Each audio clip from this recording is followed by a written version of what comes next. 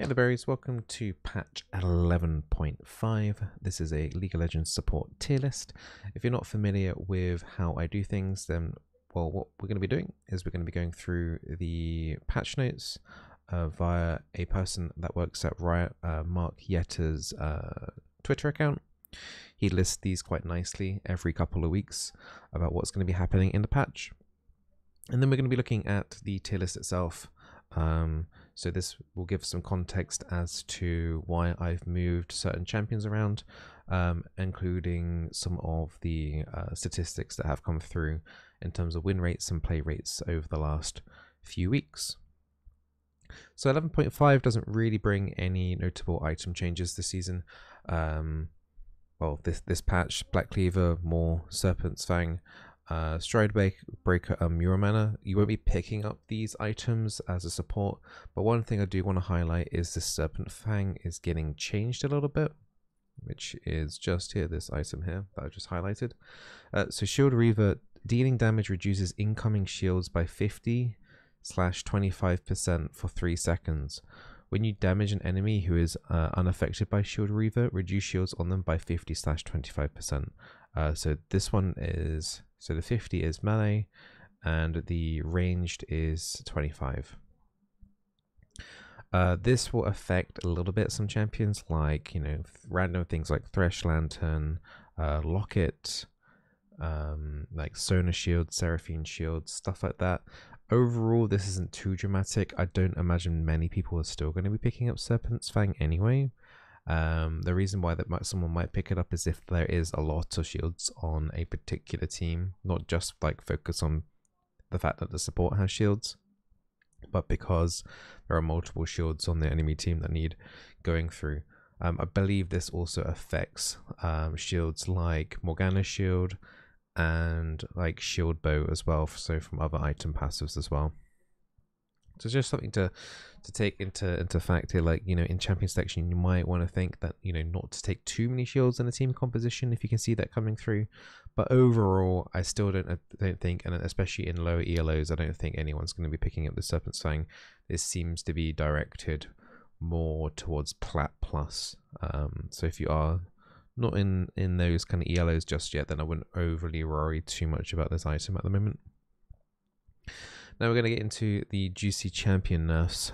Seraphine is getting nerfed again, which is much needed. Her passive notes are going down in terms of damage, and also her ultimate cooldown is being increased significantly from the first point. So it's gone from 160 to 180 at level 6.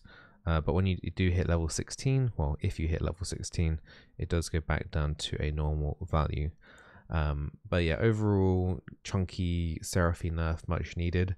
We'll talk more about her in a tier list, but this has affected her placement slightly. Shaco support being nerfed here, kind of a strange one. He does actually have particularly high win rate in solo queue right now, but he's not played that often. So there are like a niche community of Shaco players playing him, and they're targeting them.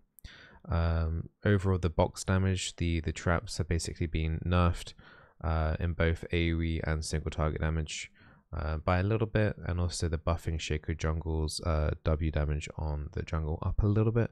I don't think this is going to affect like the niche Shaco community too much. Obviously it's a nerf, but I don't think it's like too crazy of a nerf to make him not viable anymore, but only the hardcore Shaco players are going to be playing him. Gragas, briefly mentioned this, the Q mana cost has gone up from 60 to flat 80. That is a nerf to Gragas support, as you were spamming barrels in the laning phase. So this has now made that, you know, a little bit more annoying in terms of mana regen. And then probably the biggest nerf, I think, really, is the Senna one. The Seraphine nerf is quite big, but this one's really big too. So they've made it so that Guinsoo's Rageblade no longer goes over 100% crit, which would happen with the Senna Souls. So now you're going to be receiving more lifesteal. So if you actually hit 100% crit chance on Senna, you're meant to get lifesteal. But the Rageblade was like bypassing that, so it just kept stacking onto the Rageblade as opposed to actually giving Senna lifesteal. So the main thing with Senna is that she's rarely in the fights for a long time. She's not like most AD carries. She's usually like outrange, bursting them down, and then it's like you've killed them or you're dead. So basically, you're like a really, really like glass cannon, essentially. This change makes it so that her glass cannon is weaker, and they've given her nothing else in return. So doesn't really matter that she's been receiving lifesteal. I don't think it's going to make any difference whatsoever in terms of like it's going to harm her a lot basically. So Senna nerfed, that's affected her in the tier list. Overall, at least anyway, I'll explain more when we get over to the tier list, not everyone's Senna, but yeah, I mean, this is a huge nerf. Going into actual champion buffs now. So we have a couple of things to talk about. Actually, in terms of nerfs, let's actually talk about nerfs one more time. This is a Twitch AP support nerf.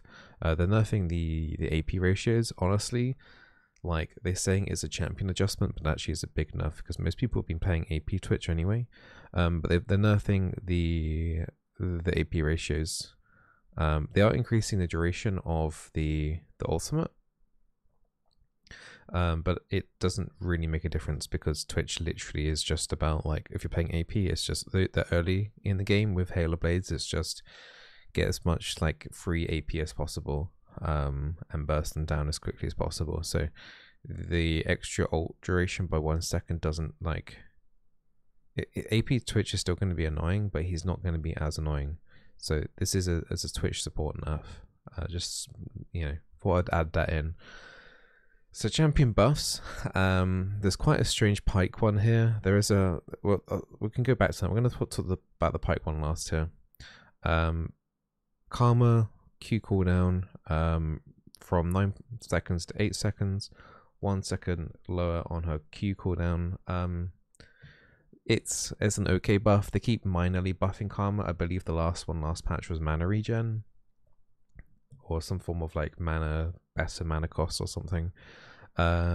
This is like another minor buff. It's really weird to see like Riot, I think over 3 patches now, the last 3 patches, or 3 out of the last 4, they've actually very minorly buffed Karma, but like by barely anything. It's really, really strange.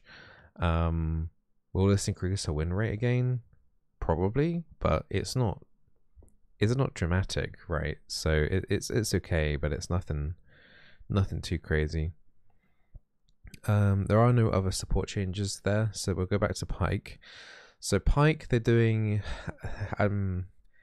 it's a really weird one I'm surprised this one isn't under champion adjustments as well. So they're nerfing solo lane Pyke, mid lane Pyke, because the grey health is going from flat 25, but now it's based on how many enemies that there are nearby. It says enemies, but I'm assuming this is enemy champions. So based on enemy champions nearby. So now it's going from flat 25 down to 10 if there's only 1, but it goes up to 35 if there's 2. So in the duo lane, you're already getting 10% more grey health storage. And then as you can see here, it's 25% lethality if you're only next to 1 enemy champion, but it goes up to 50 if you're up against 2. Now, I think it's a pretty clever nerf. Pyke mid wasn't played as much as it used to be, but it's still being played every now and then. This will make Pyke, I want to say like tankier in lane. He's obviously not going to be able to like survive the 100% to 0 burst damage, but if he gets away, he's definitely going to regen a good portion of the amount of healing. It's going to be very interesting to see like how that really feels out like over the course of the laning phase. Overall, it's a buff. It's a strange buff, but it's a buff for Pyke in terms of Pyke support. It's really difficult to place like how reliable this 2 or more enemies nearby is going to be because there's no like range indicator or anything. This is like completely guessing right now.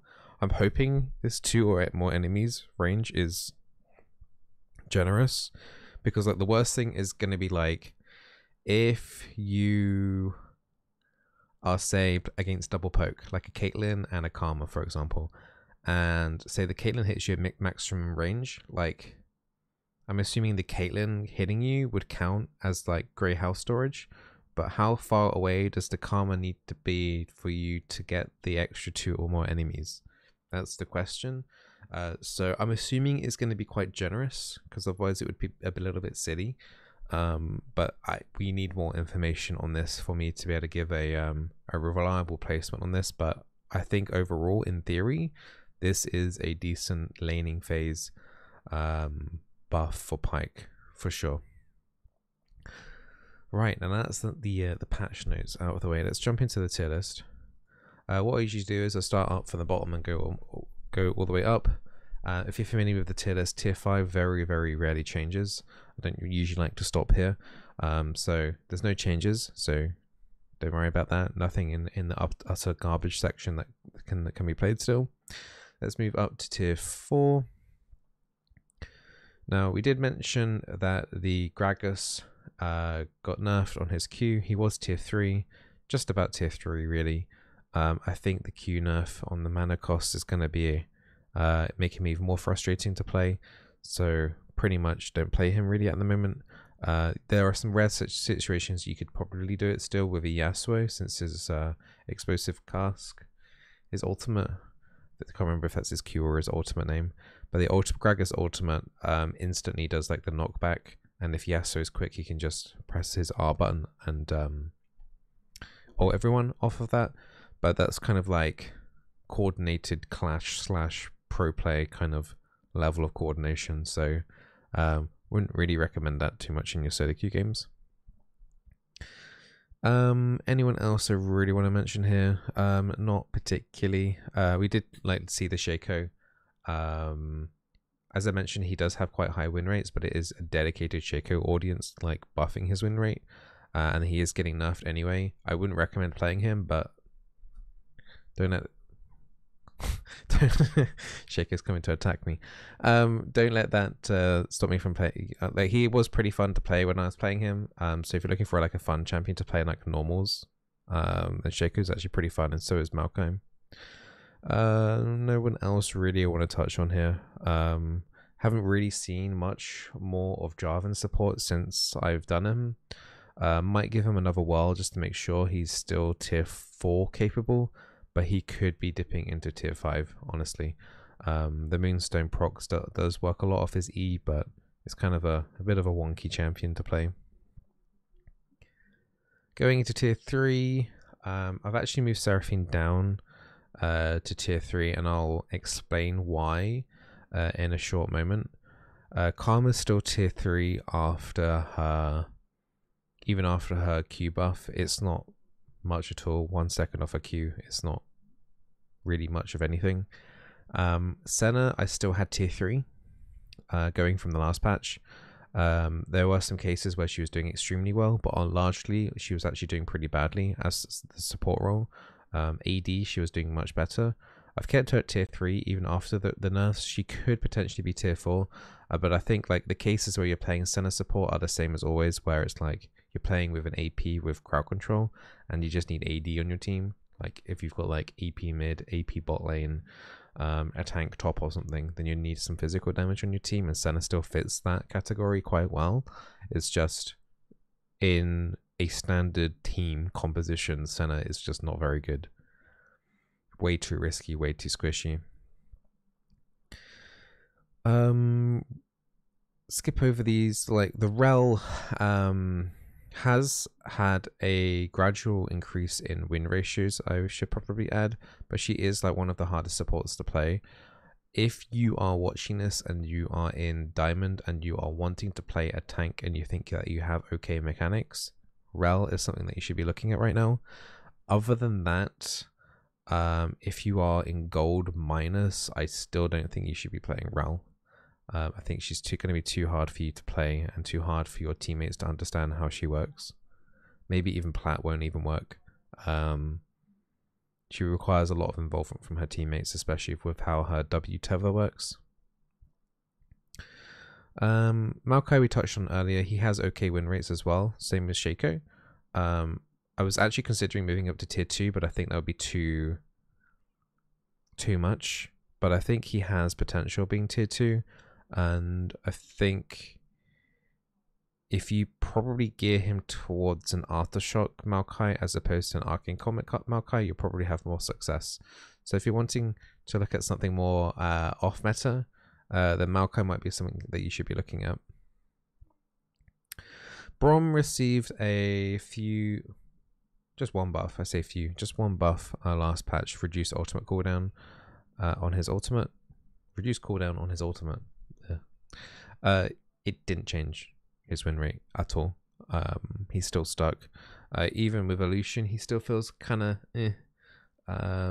but he still like has some uses, like his shield can actually block things like Ornn ultimate and things like that. So if you have like Illusion in the bot lane and you're up against like big heavy projectile ultimates, like, you know, the Ornn ultimate or something like that, then he can still provide a decent amount of value for your team. Let's move up to tier 2. We've got Zyra, Sona, Lulu, Morgana, Lux, Alistar, Pyke, Bard, Zilean, and Soraka. I just want to make this one clear just before I move on. Bard is tier 1 if you are once again in Diamond Plus. Don't play him before Diamond Plus. Well, okay, you can maybe play him in Plat, but don't play him below than Plat, okay? His win rate is actually pretty high in high ELO, but in the low ELO, it goes down dramatically. So don't play Bard just yet, okay? If you're still learning how to play the game, it's too difficult for you. Again, kind of similar with the Rel. Rel, you could probably argue to put up to tier 2 if you're in Diamond as well. In terms of mages, Zyra is your best bet if you're looking for an AP. There's no mages in the tier 1, spoilers. Sona is one of these controversial ones. Actually, talking about controversial, I never talked about the Seraphine, did I? Alright, let's talk about Sona and Seraphine in one package then, yeah? So I skipped over the Seraphine, but never talked about her. So Seraphine is going to be okay still in the laning phase. Nothing too crazy, but everything is going to be pinned on your ultimate, and now you have that less often. I think like you're gonna have those some team fights where you're gonna absolutely pop off with your ultimate, but like if you cannot get a good ultimate in, your champion is absolutely garbage, right? Yeah, that's how I feel about Seraphine. I think if someone wanted to make the argument that she's at least tier 2, I would listen to it and could be swayed into tier 2, but honestly, like, especially though her harassment's gone down in lane with her passive, which was basically like, even if you missed your skill shots, you could do a long range auto attack and benefit from that anyway. That's gone down now. So tier 3, I wouldn't really recommend playing her right now. But Sona, on the other hand, she has a worse laning phase than Seraphine, but she can hold out in the mid game like way better in terms of like utility, healing, shielding, and just general power than the Seraphine.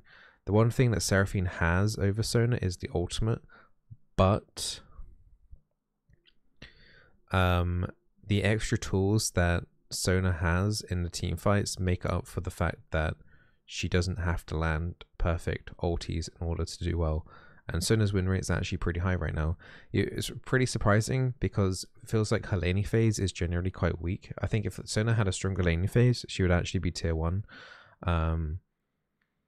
Like her main weakness is laning phase, but if you get through laning phase fine, then you're actually probably going to win the game in more cases than not, just because of like how powerful she is in terms of keeping your team consistently healthy, movement speed, and you know, even the Q power is pretty nice. And you've got basically a free exhaust on your W power cord as well, so you got a lot of utility there with the Sona.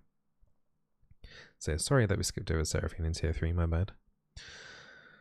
Lulu is very strong, but only if your AD carry has a brain cell. So sometimes, you know, no brain cells are found in your AD carry, and it puts you in a really awkward position because you can still have some utility. You know, you can still polymorph a target, You can still provide some shields, but the utility at that point is worse than something like Sona. And you don't really have anyone to benefit like off the attack speed, movement speed buff that you could potentially give them with the W, and even with the pick shield.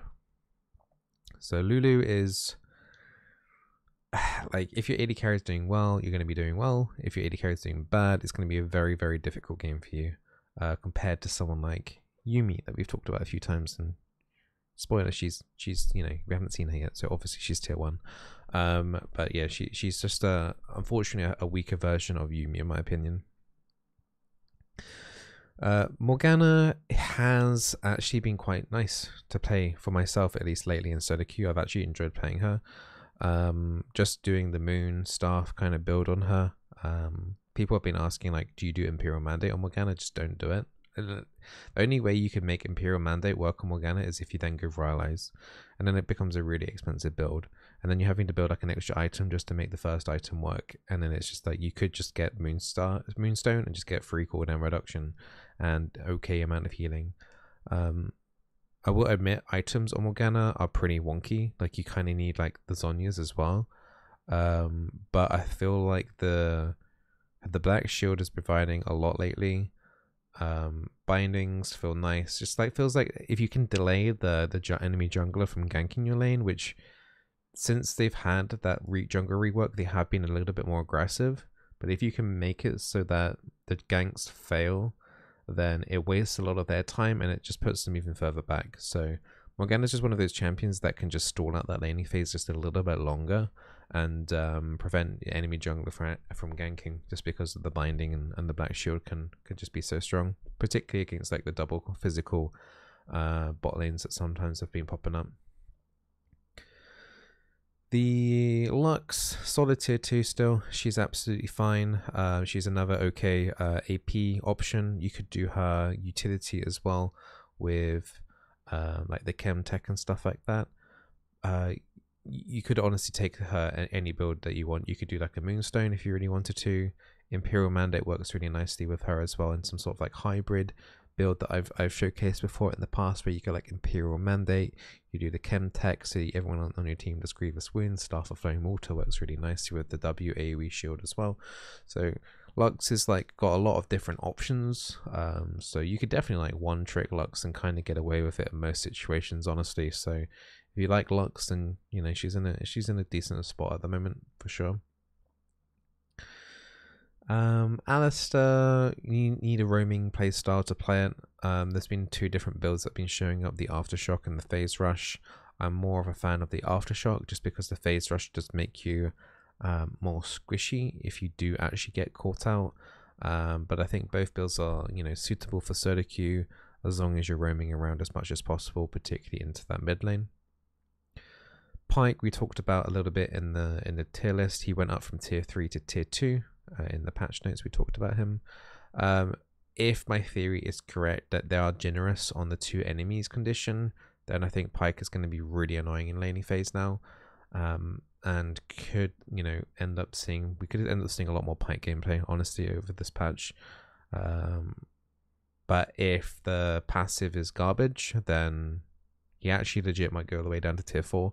It is like a complete gamble right now on that passive. We have no info on it right now at all. So if it is generous on the 2 enemies condition, tier 2. If it's not, then potentially tier 4. Bard, you know, we mentioned, you know, only playing high elo. Zilean has had a decent-ish win rate lately. Kind of awkward to play in lane, but win rates are saying otherwise. Mainly probably because of like the whole disengaging from enemy jungles kind of situation, where you can just speed up your AD carry, rewind, speed up yourself. During that time you could also be throwing out bombs to try and disengage, and you know, if you do get caught out, or if your AD carry does get caught out, maybe the revive can buy some time as well. So generally the theme of the laning phase right now is like buying time and putting enemy junglers from coming down. That seems to be like the main way to win laning phase right now. And Soraka's actually been doing decently right now. She's not tier 1 quality, but I think she's a solid tier 2 pick. The healing is definitely respectable. The poke in lane is respectable. Grievous Wounds you'd think would impact her more, but honestly it hasn't been that bad. And once again, like forcing the enemy AD carry or whatever to buy like a Grievous Wounds item very, very early, like some cases like people pick up the Executioner's first item, it puts them way behind on that powerful mythic item. So your AD carry is going to have mythic before them in theory, as long as you guys haven't fed. So yes, your healing will go down a bit, but it forces like your AD carry to actually be stronger because of it. So yeah, it's a solid trade-off in my opinion for your AD carry to have the mythic item much earlier than the enemy AD carry.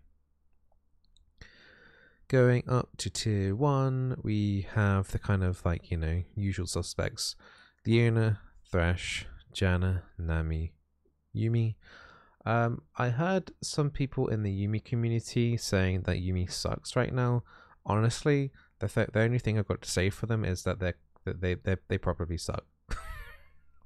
I will say again that like Yuumi is very good in high elo. The higher elo you are, the more benefit that you're going to get from Yuumi. This is primarily because Yuumi is a multiplier.